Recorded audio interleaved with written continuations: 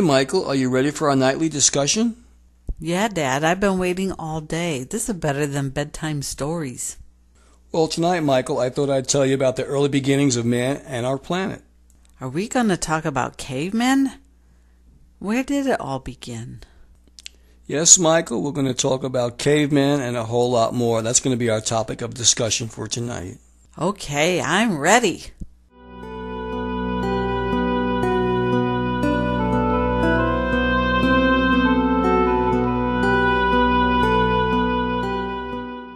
The dawn races of early man. About 1 million years ago, the immediate ancestors of mankind made their appearance by 3 successive and sudden mutations stemming from early stock of the lemur type of placental mammal. The dominant factors of these early lemurs were derived from the Western or later American group of the evolving life plasm. But before establishing the direct line of human ancestry, this strain was reinforced by contributions from the central life implantation evolved in Africa. The Eastern life group contributed little or nothing to the actual production of the human species. The early lemur types. The early lemurs concerned in the ancestry of the human species were not directly related to the pre-existent tribes of gibbons and apes then living in Eurasia and northern Africa, whose progeny have survived to the present time. Neither were they the offspring of the modern type of lemur, though springing from an ancestor common to both but long since extinct.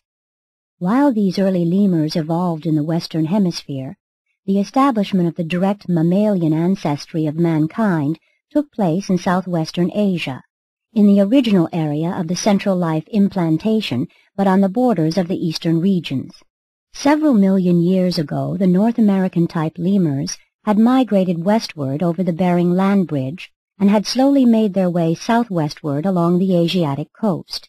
These migrating tribes finally reached the salubrious region lying between the then expanded Mediterranean Sea and the elevating mountainous regions of the Indian Peninsula. In these lands to the west of India, they united with other and favorable strains, thus establishing the ancestry of the human race. With the passing of time, the seacoast of India southwest of the mountains gradually submerged, completely isolating the life of this region. There was no avenue of approach to, or escape from, this Mesopotamian or Persian peninsula except to the north, and that was repeatedly cut off by the southern invasions of the glaciers. And it was in this then almost paradisiacal area, and from the superior descendants of this lemur type of mammal, that there sprang 2 great groups, the simian tribes of modern times and the present-day human species.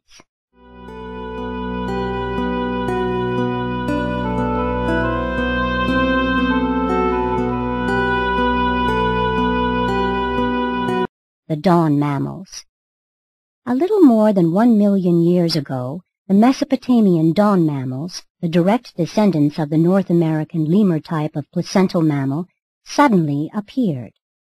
They were active little creatures, almost 3 feet tall, and while they did not habitually walk on their hind legs, they could easily stand erect. They were hairy and agile and chattered in monkey-like fashion, but unlike the simian tribes, they were flesh-eaters. They had a primitive opposable thumb as well as a highly useful grasping big toe. From this point onward, the pre-human species successively developed the opposable thumb, while they progressively lost the grasping power of the great toe. The later ape tribes retained the grasping big toe, but never developed the human type of thumb. These dawn mammals attained full growth when 3 or 4 years of age, having a potential lifespan on the average of about 20 years. As a rule, offspring were born singly, although twins were occasional. The members of this new species had the largest brains for their size of any animal that had theretofore existed on Earth. They experienced many of the emotions and shared numerous instincts which later characterized primitive man, being highly curious and exhibiting considerable elation when successful at any undertaking. Food, hunger, and sex craving were well developed, and a definite sex selection was manifested in a crude form of courtship and choice of mates. They would fight fiercely in defense of their kindred and were quite tender in family associations, possessing a sense of self-abasement bordering on shame and remorse. They were very affectionate and touchingly loyal to their mates, but if circumstances separated them, they would choose new partners. Being small of stature and having keen minds to realize the dangers of their forest habitat, they developed an extraordinary fear which led to those wise precautionary measures that so enormously contributed to survival, such as their construction of crude shelters in the high treetops, which eliminated many of the perils of ground life. The beginning of the fear tendencies of mankind more specifically dates from these days. These dawn mammals developed more of a tribal spirit than had ever been previously exhibited. They were, indeed, highly gregarious, but nevertheless exceedingly pugnacious when in any way disturbed in the ordinary pursuit of their routine life, and they displayed fiery tempers when their anger was fully aroused. Their bellicose natures, however, served a good purpose. Superior groups did not hesitate to make war on their inferior neighbors, and thus, by selective survival, the species was progressively improved. They very soon dominated the life of the smaller creatures of this region, and very few of the older non-carnivorous monkey-like tribes survived. These aggressive little animals multiplied and spread over the Mesopotamian peninsula for more than 1,000 years, constantly improving in physical type and general intelligence. And it was just 70 generations after this new tribe had taken origin from the highest type of lemur ancestor that the next epoch-making development occurred, the sudden differentiation of the ancestors of the next vital step in the evolution of human beings on Urantia.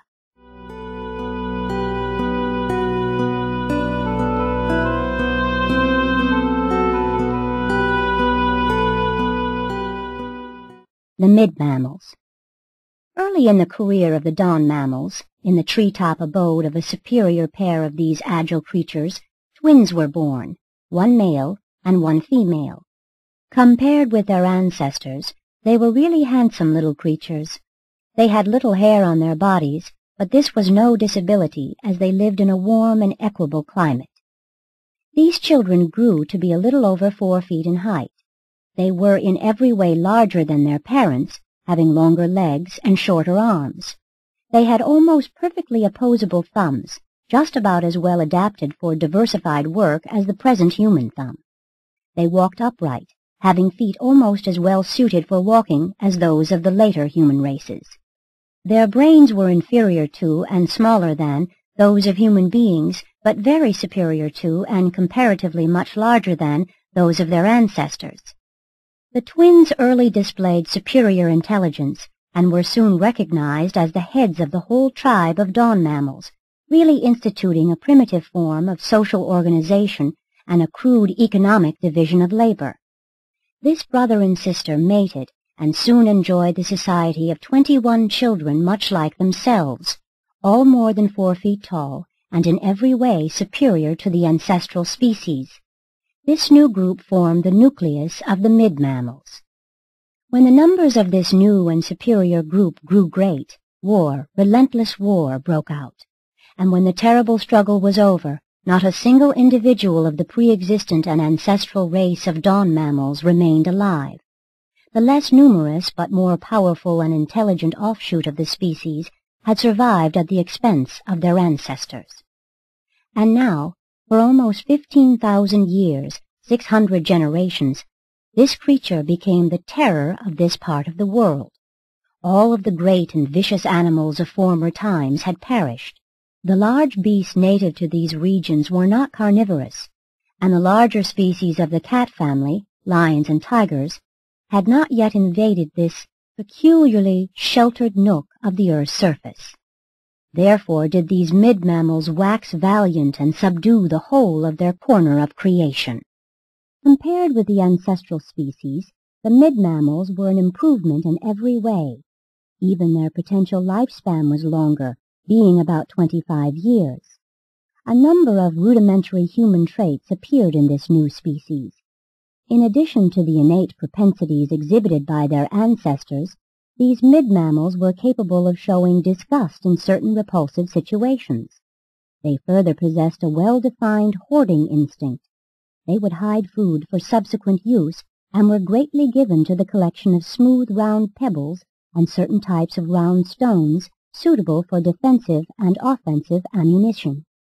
These mid-mammals were the first to exhibit a definite construction propensity, as shown in their rivalry in the building of both treetop homes and their many tunneled subterranean retreats. They were the first species of mammals ever to provide for safety in both arboreal and underground shelters. They largely forsook the trees as places of abode, living on the ground during the day and sleeping in the treetops at night.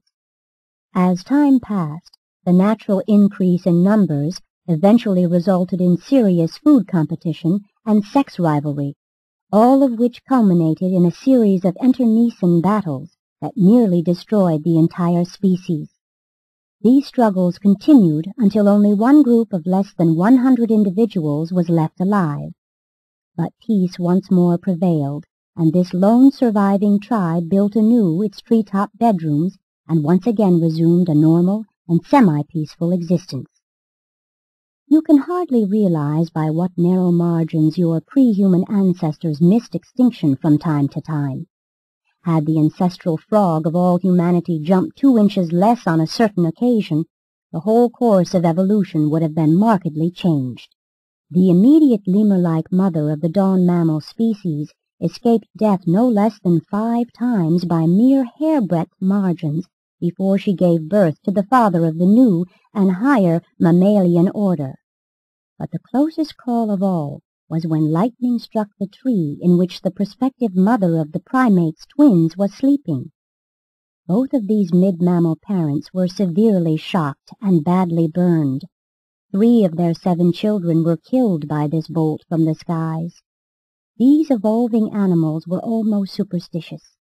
This couple whose treetop home had been struck were really the leaders of the more progressive group of the mid-mammal species, and following their example, more than half the tribe, embracing the more intelligent families, moved about 2 miles away from this locality and began the construction of new treetop abodes and new ground shelters, their transient retreats in time of sudden danger. Soon after the completion of their home, this couple, veterans of so many struggles, found themselves the proud parents of twins, the most interesting and important animals ever to have been born into the world up to that time, for they were the first of the new species of primates, constituting the next vital step in pre-human evolution. Contemporaneously with the birth of these primates' twins, another couple, a peculiarly retarded male and female of the mid-mammal tribe, a couple that were both mentally and physically inferior, also gave birth to twins. These twins, one male and one female, were indifferent to conquest. They were concerned only with obtaining food, and since they would not eat flesh, soon lost all interest in seeking prey. These retarded twins became the founders of the modern simian tribes. Their descendants sought the warmer southern regions, with their mild climates and an abundance of tropical fruits, where they have continued much as of that day, except for those branches which mated with the earlier types of gibbons and apes, and have greatly deteriorated in consequence. And so it may be readily seen that man and the ape are related only in that they sprang from the mid-mammals, a tribe in which there occurred the contemporaneous birth and subsequent segregation of 2 pairs of twins, the inferior pair destined to produce the modern types of monkey, baboon, chimpanzee, and gorilla, the superior pair destined to continue the line of ascent which evolved into man himself. Modern man and the simians did spring from the same tribe and species, but not from the same parents. Man's ancestors are descended from the superior strains of the selected remnant of this mid-mammal tribe, whereas the modern simians, excepting certain pre-existent types of lemurs, gibbons, apes, and other monkey-like creatures, are the descendants of the most inferior couple of this mid-mammal group, a couple who only survived by hiding themselves in a subterranean food storage retreat for more than 2 weeks during the last fierce battle of their tribe, emerging only after the hostilities were well over.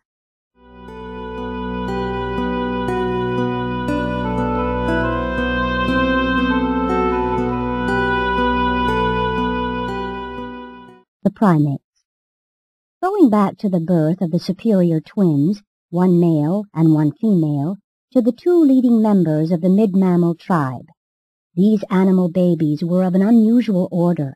They had still less hair on their bodies than their parents, and, when very young, insisted on walking upright. Their ancestors had always learned to walk on their hind legs, but these primates twins stood erect from the beginning. They attained a height of over 5 feet, and their heads grew larger in comparison with others among the tribe. While early learning to communicate with each other by means of signs and sounds, they were never able to make their people understand these new symbols. When about 14 years of age, they fled from the tribe, going west to raise their family and establish the new species of primates. And these new creatures are very properly denominated primates, since they were the direct and immediate animal ancestors of the human family itself. Thus it was that the primates came to occupy a region on the west coast of the Mesopotamian peninsula as it then projected into the southern sea, while the less intelligent and closely related tribes lived around the peninsula point and up the eastern shoreline. The primates were more human and less animal than their mid-mammal predecessors. The skeletal proportions of this new species were very similar to those of the primitive human races. The human type of hand and foot had fully developed, and these creatures could walk and even run as well as any of their later-day human descendants. They largely abandoned tree life, though continuing to resort to the treetops as a safety measure at night, for like their earlier ancestors, they were greatly subject to fear. The increased use of their hands did much to develop inherent brain power, but they did not yet possess minds that could really be called human. Although in emotional nature the primates differed little from their forebears, they exhibited more of a human trend in all of their propensities. They were indeed splendid and superior animals, reaching maturity at about 10 years of age and having a natural lifespan of about 40 years. That is, they might have lived that long had they died natural deaths, but in those early days very few animals ever died a natural death. The struggle for existence was altogether too intense. And now, after almost 900 generations of development, covering about 21,000 years from the origin of the dawn mammals, the primates suddenly gave birth to two remarkable creatures, the first true human beings. Thus it was that the dawn mammals, springing from the North American lemur type, gave origin to the mid-mammals, and these mid-mammals in turn produced the superior primates, who became the immediate ancestors of the primitive human race. The primates' tribes were the last vital link in the evolution of man, but in less than 5,000 years, not a single individual of these extraordinary tribes was left.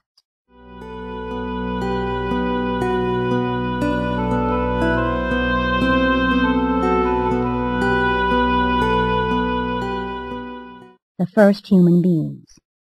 From the year A.D. 1934 back to the birth of the first two human beings is just 993,419 years.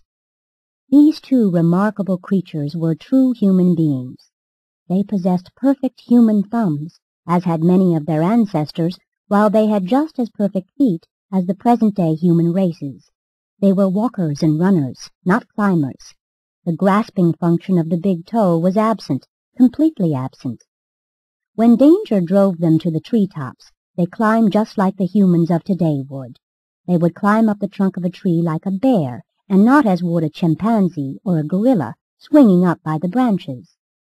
These first human beings, and their descendants, reached full maturity at 12 years of age and possessed a potential lifespan of about 75 years.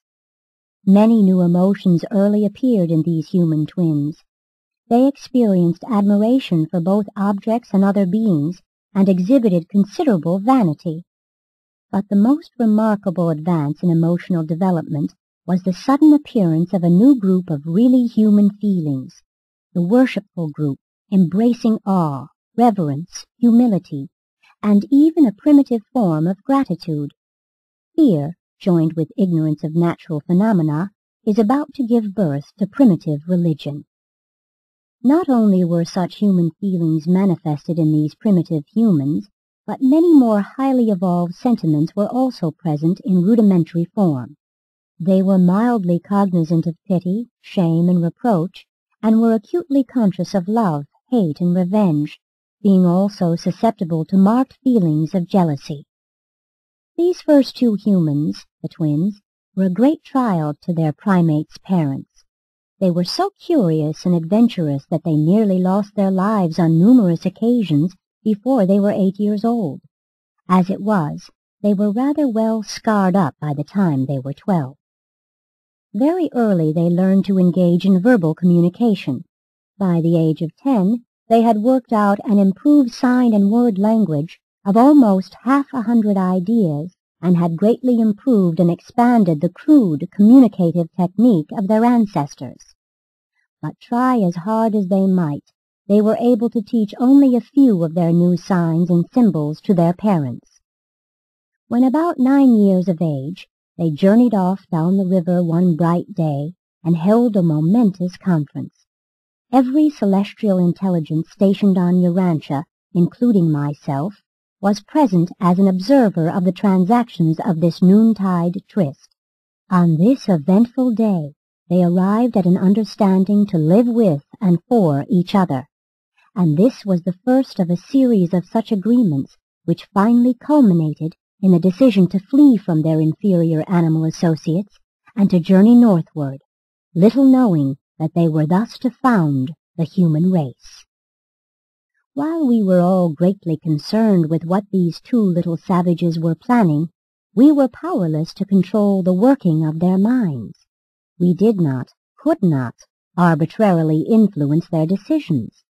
But within the permissible limits of planetary function, we, the life-carriers, together with our associates, all conspired to lead the human twins northward and far from their hairy and partially tree-dwelling people.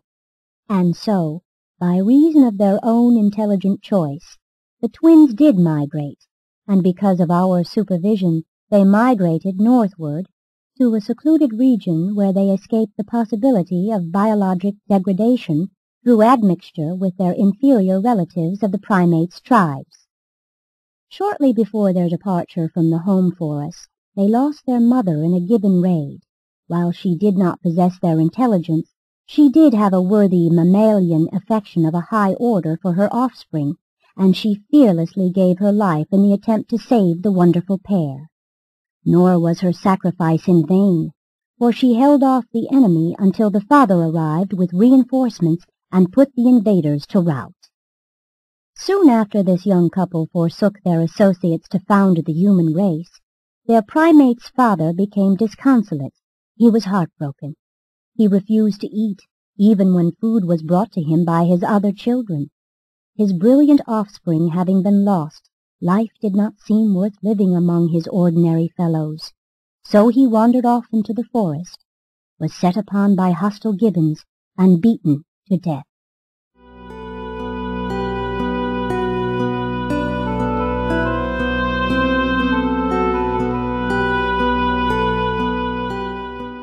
Evolution of the human mind. We, the life-carriers on Urantia, had passed through the long vigil of watchful waiting since the day we first planted the life plasm in the planetary waters, and naturally the appearance of the first really intelligent and volitional beings brought to us great joy and supreme satisfaction. We had been watching the twins develop mentally through our observation of the functioning of the 7 adjutant mind-spirits assigned to Urantia at the time of our arrival on the planet. Throughout the long evolutionary development of planetary life, these tireless mind ministers had ever registered their increasing ability to contact with the successively expanding brain capacities of the progressively superior animal creatures. At first, only the spirit of intuition could function in the instinctive and reflex behavior of the primordial animal life. With the differentiation of higher types, the spirit of understanding was able to endow such creatures with the gift of spontaneous association of ideas. Later on, we observed the spirit of courage in operation. Evolving animals really developed a crude form of protective self-consciousness. Subsequent to the appearance of the mammalian groups, we beheld the spirit of knowledge manifesting itself in increased measure. And the evolution of the higher mammals brought the function of the spirit of council, with the resulting growth of the herd instinct and the beginnings of primitive social development. Increasingly, on down through the dawn mammals, the mid-mammals, and the primates, we had observed the augmented service of the first 5 adjutants, but never had the remaining 2, the highest mind ministers, been able to function in the Urantia type of evolutionary mind. Imagine our joy one day. The twins were about 10 years old, when the spirit of worship made its first contact with the mind of the female twin, and shortly thereafter with the male. We knew that something closely akin to human mind was approaching culmination. And when, about a year later, they finally resolved, as a result of meditative thought and purposeful decision, to flee from home and journey north, then did the spirit of wisdom begin to function on Urantia, and in these 2 now recognized human minds. There was an immediate and new order of mobilization of the 7 adjutant mind spirits. We were alive with expectation. We realized that the long-waited-for hour was approaching. We knew we were upon the threshold of the realization of our protracted effort to evolve will creatures on Urantia.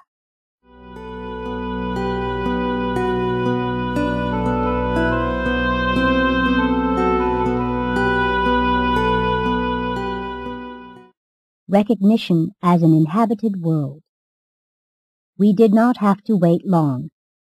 At noon, the day after the runaway of the twins, there occurred the initial test flash of the universe circuit signals at the planetary reception focus of Urantia. We were, of course, all astir with the realization that a great event was impending. But since this world was a life experiment station, we had not the slightest idea of just how we would be apprised of the recognition of intelligent life on the planet. But we were not long in suspense. On the 3rd day after the elopement of the twins, and before the life-carrier corps departed, there arrived the Nebadon Archangel of initial planetary circuit establishment. It was an eventful day on Urantia, when our small group gathered about the planetary pole of space communication and received the first message from Salvington over the newly established mind circuit of the planet. And this first message, dictated by the chief of the Archangel Corps, said, "To the life carriers on Urantia, greetings.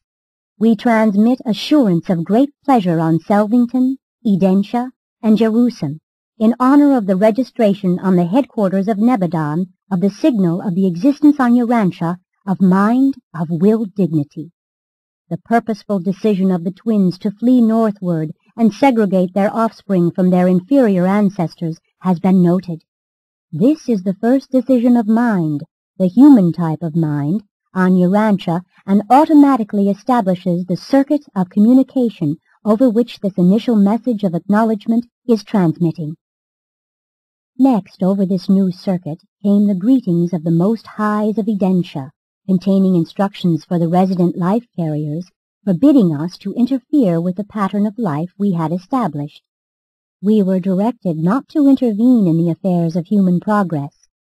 It should not be inferred that life carriers ever arbitrarily and mechanically interfere with the natural outworking of the planetary evolutionary plans, for we do not. But up to this time, we had been permitted to manipulate the environment and shield the life plasm in a special manner, and it was this extraordinary, but wholly natural, supervision that was to be discontinued. And no sooner had the Most Highs left off speaking than the beautiful message of Lucifer, then sovereign of the Satania system, began to planetize. Now the life carriers heard the welcome words of their own chief and received his permission to return to Jerusalem. This message from Lucifer contained the official acceptance of the life carriers' work on Urantia, and absolved us from all future criticism of any of our efforts to improve the life patterns of Nebadon as established in the Satania system. These messages from Salvington, Edentia, and Jerusalem formally marked the termination of the life carrier's age-long supervision of the planet. For ages we had been on duty, assisted only by the 7 adjutant mind spirits and the master physical controllers. And now, will, the power of choosing to worship and to ascend, having appeared in the evolutionary creatures of the planet, we realized that our work was finished, and our group prepared to depart. Urantia being a life modification world, permission was granted to leave behind 2 senior life carriers with 12 assistants, and I was chosen as one of this group and have ever since been on Urantia. It is just 993,408 years ago, from the year A.D. 1934, that Urantia was formally recognized as a planet of human habitation in the universe of Nebadon. Biologic evolution had once again achieved the human levels of will dignity. Man had arrived on planet 606 of Satania.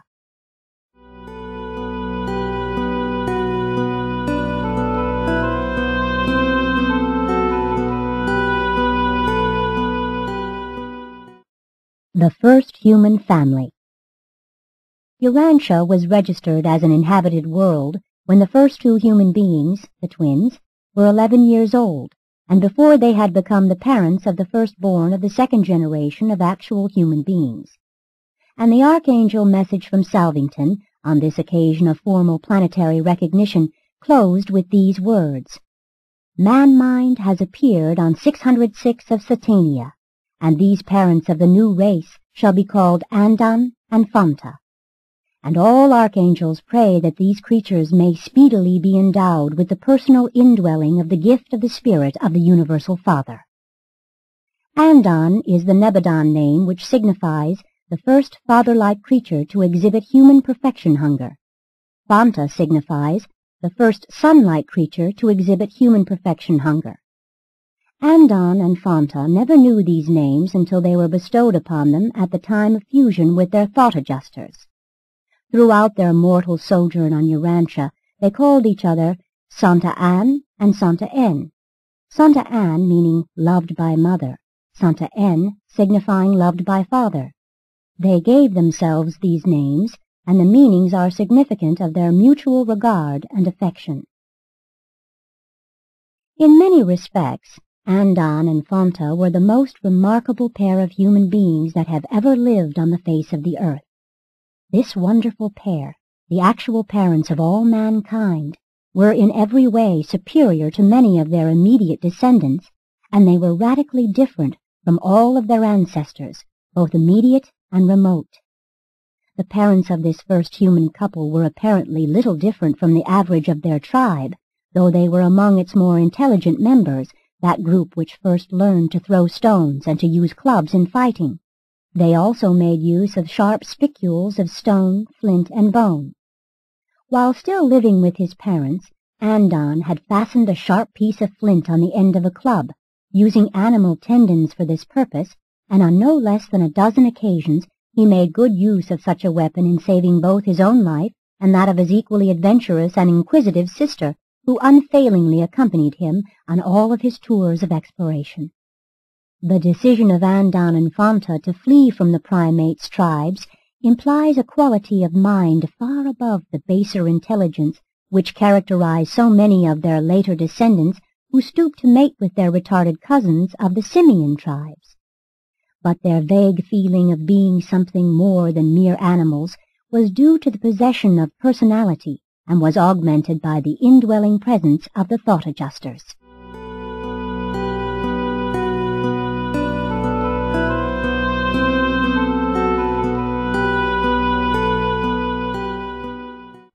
The flight of the twins.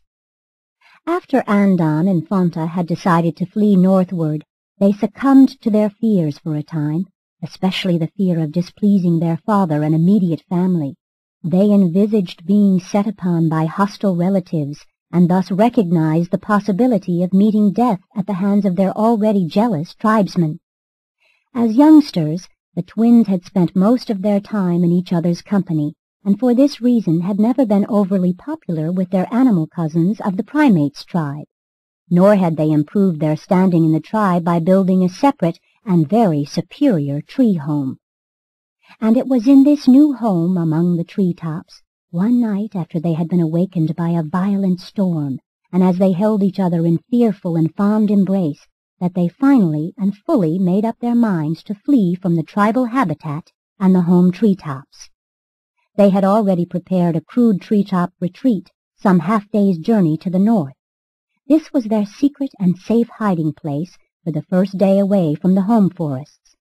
Notwithstanding that the twins shared the primates' deathly fear of being on the ground at night time, they sallied forth shortly before nightfall on their northern trek. While it required unusual courage for them to undertake this night journey, even with a full moon, they correctly concluded that they were less likely to be missed and pursued by their tribesmen and relatives, and they safely made their previously prepared rendezvous shortly after midnight.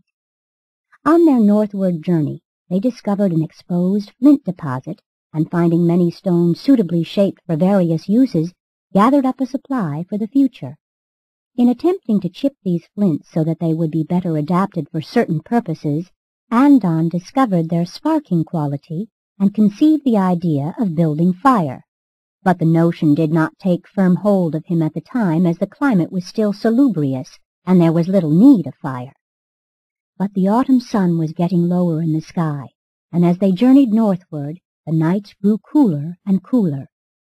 Already they had been forced to make use of animal skins for warmth. Before they had been away from home one moon, Andon signified to his mate that he thought he could make fire with the flint. They tried for 2 months to utilize the flint spark for kindling a fire, but only met with failure. Each day this couple would strike the flints and endeavor to ignite the wood. Finally, one evening, about the time of the setting of the sun, the secret of the technique was unraveled when it occurred to Fanta to climb a nearby tree to secure an abandoned bird's nest. The nest was dry and highly inflammable, and consequently flared right up into a full blaze the moment the spark fell upon it. They were so surprised and startled at their success that they almost lost the fire, but they saved it by the addition of suitable fuel, and then began the first search for firewood by the parents of all mankind. This was one of the most joyous moments in their short but eventful lives. All night long they sat up watching their fire burn, vaguely realizing that they had made a discovery which would make it possible for them to defy climate and thus forever to be independent of their animal relatives of the southern lands. After 3 days' rest and enjoyment of the fire, they journeyed on. The primates' ancestors of Andon had often replenished fire which had been kindled by lightning, but never before had the creatures of earth possessed a method of starting fire at will. But it was a long time before the twins learned that dry moss and other materials would kindle fire just as well as birds' nests.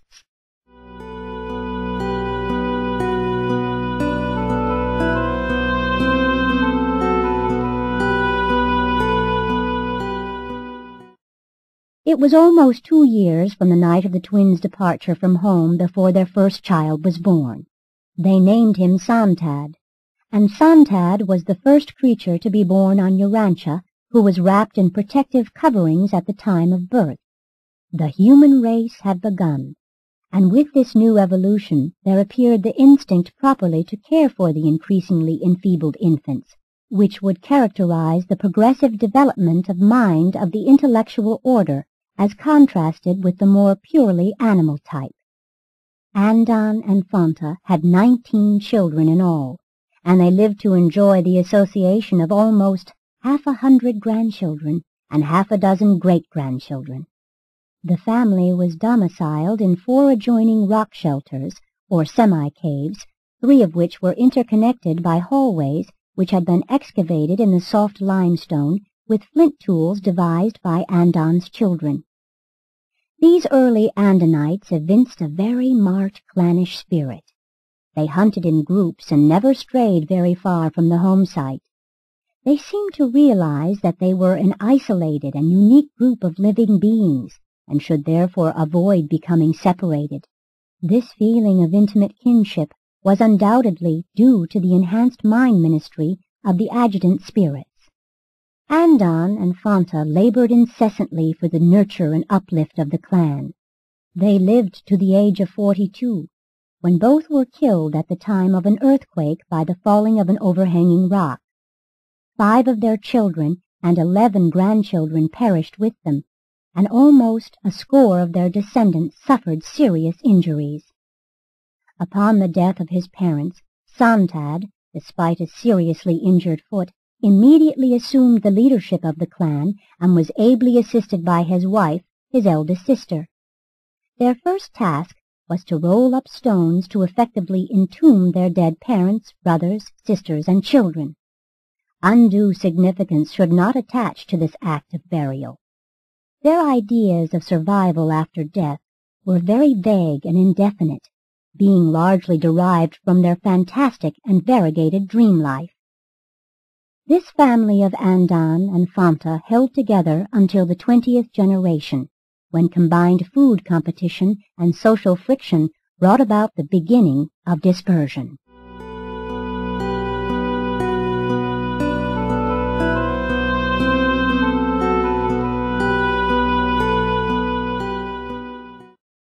Primitive man, the Andonites, had black eyes and a swarthy complexion, something of a cross between yellow and red. Melanin is a coloring substance which is found in the skins of all human beings. It is the original Andonic skin pigment. In general appearance and skin color, these early Andonites more nearly resembled the present-day Eskimo than any other type of living human beings. They were the first creatures to use the skins of animals as a protection against cold. They had little more hair on their bodies than present-day humans. The tribal life of the animal ancestors of these early men had foreshadowed the beginnings of numerous social conventions, and with the expanding emotions and augmented brain powers of these beings, there was an immediate development in social organization and a new division of clan labor. They were exceedingly imitative, but the play instinct was only slightly developed, and the sense of humor was almost entirely absent.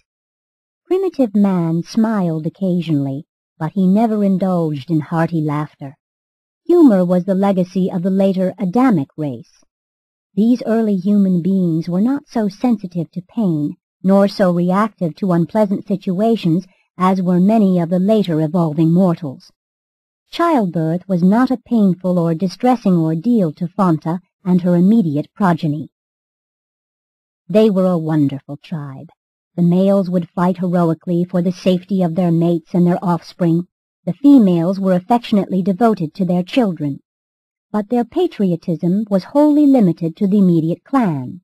They were very loyal to their families.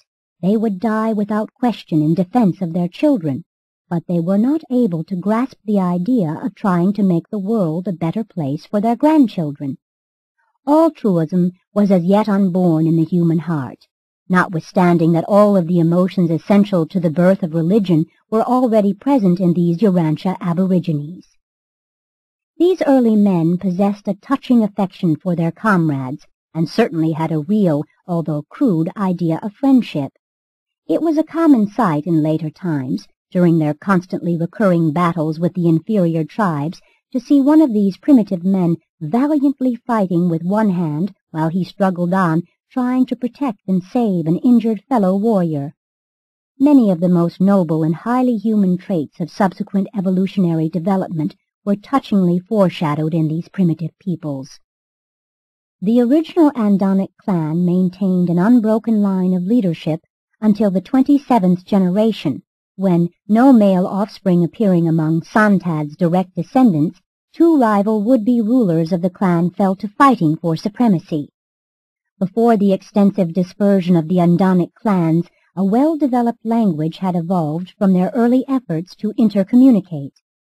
This language continued to grow, and almost daily additions were made to it because of the new inventions and adaptations to environment which were developed by these active, restless, and curious people. and this language became the word of Urantia, the tongue of the early human family, until the later appearance of the colored races. As time passed, the Andonic clans grew in number, and the contact of the expanding families developed friction and misunderstandings. Only two things came to occupy the minds of these peoples: hunting to obtain food, and fighting to avenge themselves against some real or supposed injustice or insult at the hands of the neighboring tribes.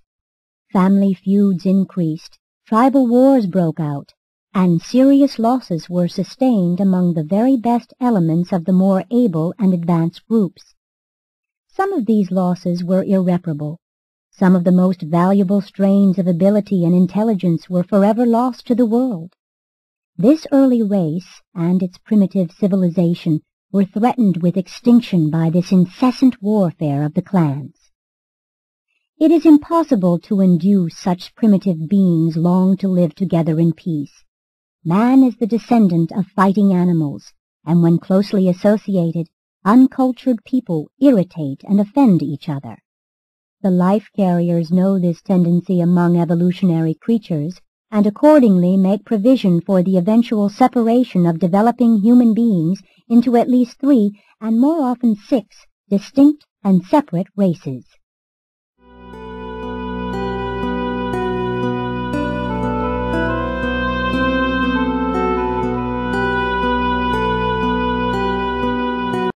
The early Andon races did not penetrate very far into Asia, and they did not at first enter Africa. The geography of those times pointed them north, and farther north these people journeyed until they were hindered by the slowly advancing ice of the third glacier. Before this extensive ice sheet reached France and the British Isles, the descendants of Andon and Fanta had pushed on westward over Europe and had established more than 1,000 separate settlements along the great rivers leading to the then warm waters of the North Sea. These Andonic tribes were the early river dwellers of France. They lived along the river Somme for tens of thousands of years. The Somme is the one river unchanged by the glaciers, running down to the sea in those days much as it does today. And that explains why so much evidence of the Andonic descendants is found along the course of this river valley. These aborigines of Urantia were not tree dwellers, though in emergencies they still betook themselves to the tree-tops. They regularly dwelt under the shelter of overhanging cliffs along the rivers and in hillside grottos, which afforded a good view of the approaches and sheltered them from the elements. They could thus enjoy the comfort of their fires without being too much inconvenienced by the smoke. They were not really cave dwellers either, though in subsequent times the later ice sheets came farther south and drove their descendants to the caves. They preferred to camp near the edge of a forest and beside a stream. They very early became remarkably clever in disguising their partially sheltered abodes, and showed great skill in constructing stone sleeping chambers, dome-shaped stone huts, into which they crawled at night. The entrance to such a hut was closed by rolling a stone in front of it, a large stone which had been placed inside for this purpose before the roof stones were finally put in place. The Andonites were fearless and successful hunters, and with the exception of wild berries and certain fruits of the trees, lived exclusively on flesh. As Andon had invented the stone axe, so his descendants early discovered and made effective use of the throwing stick and the harpoon. At last a tool-creating mind was functioning in conjunction with an implement-using hand, and these early humans became highly skillful in the fashioning of flint tools. They traveled far and wide in search of flint, much as present-day humans journey to the ends of the earth in quest of gold, platinum, and diamonds. And in many other ways, these Andon tribes manifested a degree of intelligence which their retrogressing descendants did not attain in 500,000 years, though they did again and again rediscover various methods of kindling fire.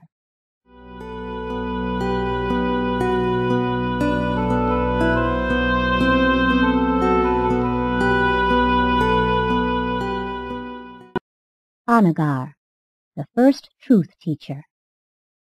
As the Andonic dispersion extended, the cultural and spiritual status of the clans retrogressed for nearly 10,000 years until the days of Anagar, who assumed the leadership of these tribes, brought peace among them, and for the first time led all of them in the worship of the breath-giver to men and animals.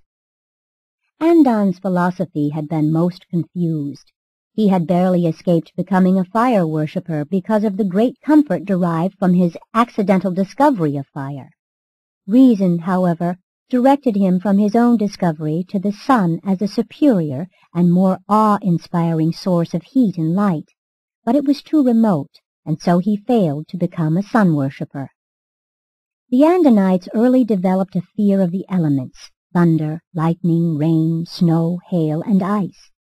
But hunger was the constantly recurring urge of these early days, and since they largely subsisted on animals, they eventually evolved a form of animal worship.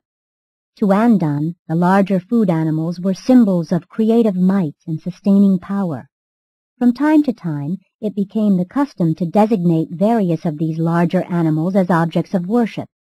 During the vogue of a particular animal, crude outlines of it would be drawn on the walls of the caves, and later on, as continued progress was made in the arts, such an animal god was engraved on various ornaments. Very early the Andonic peoples formed the habit of refraining from eating the flesh of the animal of tribal veneration. Presently, in order more suitably to impress the minds of their use, they evolved a ceremony of reverence which was carried out about the body of one of these venerated animals, and still later on, this primitive performance developed into the more elaborate sacrificial ceremonies of their descendants. And this is the origin of sacrifices as a part of worship. This idea was elaborated by Moses in the Hebrew ritual and was preserved in principle by the Apostle Paul as the doctrine of atonement for sin by the shedding of blood. That food was the all-important thing in the lives of these primitive human beings is shown by the prayer taught these simple folks by Anagar, their great teacher. And this prayer was, O breath of life, give us this day our daily food, deliver us from the curse of the ice, save us from our forest enemies, and with mercy receive us into the great beyond. Anagar maintained headquarters on the northern shores of the ancient Mediterranean in the region of the present Caspian Sea at a settlement called Oban, the tarrying place on the westward turning of the travel trail leading up northward from the Mesopotamian Southland. From Oban he sent out teachers to the remote settlements to spread his new doctrines of one deity and his concept of the hereafter, which he called the great beyond. These emissaries of Anagar were the world's first missionaries. They were also the first human beings to cook meat, the first regularly to use fire in the preparation of food. They cooked flesh on the ends of sticks and also on hot stones. Later on they roasted large pieces in the fire, but their descendants almost entirely reverted to the use of raw flesh. Anagar was born 983,323 years ago from A.D. 1934, and he lived to be 69 years of age. The record of the achievements of this mastermind and spiritual leader of the pre-planetary prince days is a thrilling recital of the organization of these primitive peoples into a real society. He instituted an efficient tribal government, the like of which was not attained by succeeding generations in many millenniums. Never again, until the arrival of the planetary prince, was there such a high spiritual civilization on Earth. These simple people had a real, though primitive, religion, but it was subsequently lost to their deteriorating descendants.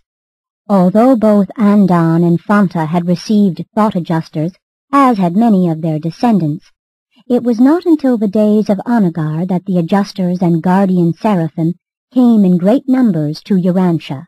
This was, indeed, the golden age of primitive man.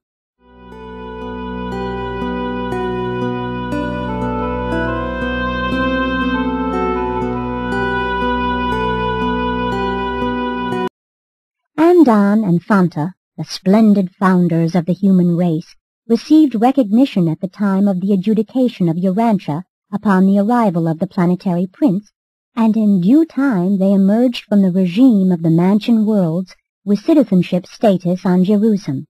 Although they have never been permitted to return to Urantia, they are cognizant of the history of the race they founded. They grieved over the Caligastia betrayal, sorrowed because of the Adamic failure, but rejoiced exceedingly when announcement was received that Michael had selected their world as the theater for his final bestowal. On Jerusalem, both Andon and Fanta were fused with their thought adjusters, as also were several of their children, including Santad, but the majority of even their immediate descendants only achieved spirit fusion. Andon and Fanta, shortly after their arrival on Jerusalem, received permission from the system's sovereign to return to the first mansion world to serve with the Urantia personalities, who welcome the pilgrims of time from Urantia to the heavenly spheres. And they have been assigned indefinitely to this service. They sought to send greetings to Urantia in connection with these revelations, but this request was wisely denied them. And this is the recital of the most heroic and fascinating chapter in all the history of Urantia, the story of the evolution, life struggles, death, and eternal survival of the unique parents of all mankind. Presented by a life carrier resident on Urantia. Hearing it again makes it much more clear. Thanks, Dad. And the cat's in the cradle and the silver spoon. Little boy blue with the man in the moon. When you're coming home, Dad, I don't know when, but we'll get together then.